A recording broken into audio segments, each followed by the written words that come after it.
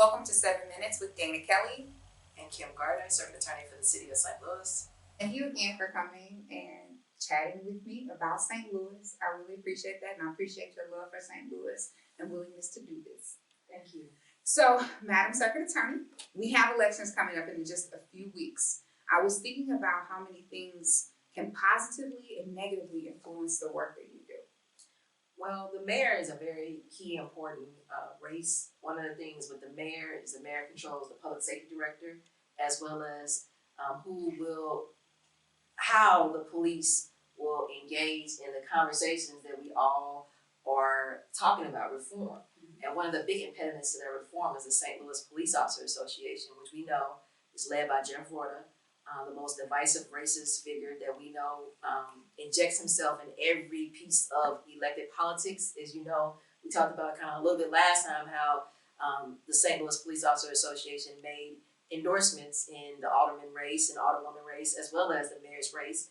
But now we have two candidates because of the new Proposition D, and we're going to determine how we actually implement reform in terms of policing, because that's key. A lot of people talk about the reforms that I'm trying to make, but the police and the Police Officer Association is the biggest impediment to any reform being enacted in the city of St. Louis.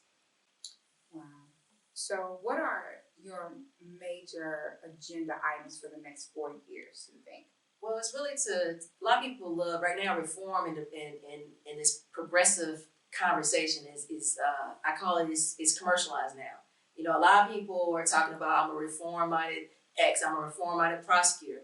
But when you talk about the reform agenda, it's about, as a prosecutor, public safety. It's about making sure you hold crime drivers accountable through our crime strategies unit, which that means we work with police, we work with our other criminal justice stakeholders to address crime drivers in the community. So we're not blanketing everyone with these arrests or convictions as well as prosecutions. We target our prosecutions for those crime drivers, but at the same time, we lessen our footprint and harm that we know the criminal justice system and mass incarceration has done to the community. And so that's a fine balance.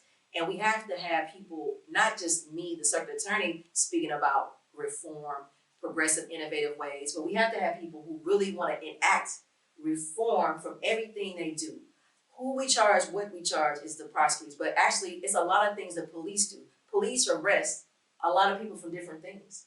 Those arrests may come to my office or may not, but that also is where that mistrust of the whole criminal justice system starts. That's the forward-facing organization where most people engage with the criminal justice system about how they're arrested, what they're arrested for.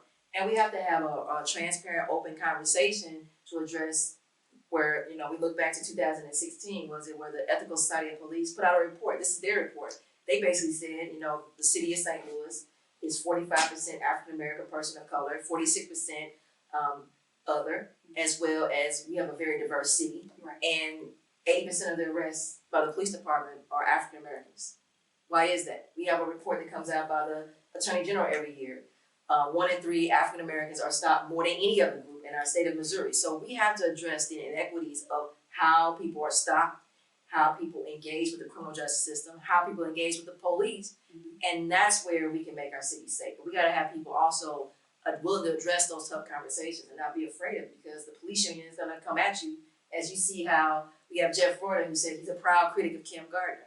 Well, I don't care who he's the critic of, because he actually supported Trump in the insurrection behavior of people who violated the Capitol. So he's not critical. He's actually a police officer that actually planted drugs and wrote false police reports, but no one talks about his record. Right. So his record of trustworthiness, truthfulness, and actual credibility is in the dumps. And so, you know, we got to understand why is he there? He's there because powerful people allow him to be there. That's right. From all these businesses, as well as the mayor's office, as well as, because I thought, you know, Monica Cruz, didn't she say she was not for Jeff Rorta? Yes. Why is he still there? Yes. Yes. And that brings me to my question, because you mentioned something about the people. And we know that we have a few activist groups who've organized very well in St. Louis, especially since Ferguson. And so my question is, what can the community and the activists alike do to assist you in being able to affect and make these, assist you and the person who be the mayor of our city, to assist you and be able to make systemic changes into our justice system. Well, that's the thing. Like me and you speaking now, you know, you were the rare person that reached out to me and said, you know, I really want to know what you're doing. I've heard things about you.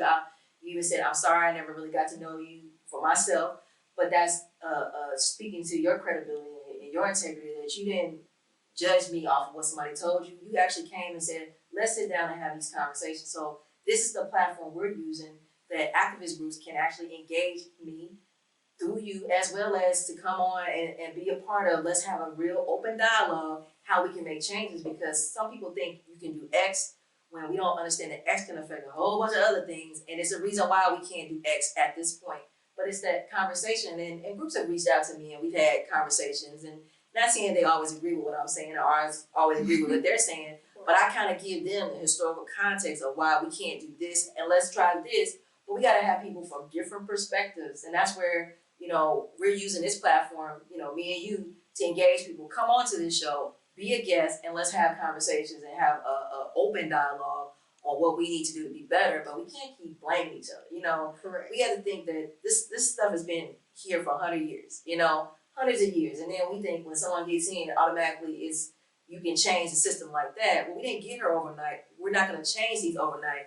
But we got to have people not only on the sidelines talking about it, let's be a part of helping us implement the change and understanding that we have to start somewhere. And no matter how big or small it is, change is happening, and we've done a lot of great work.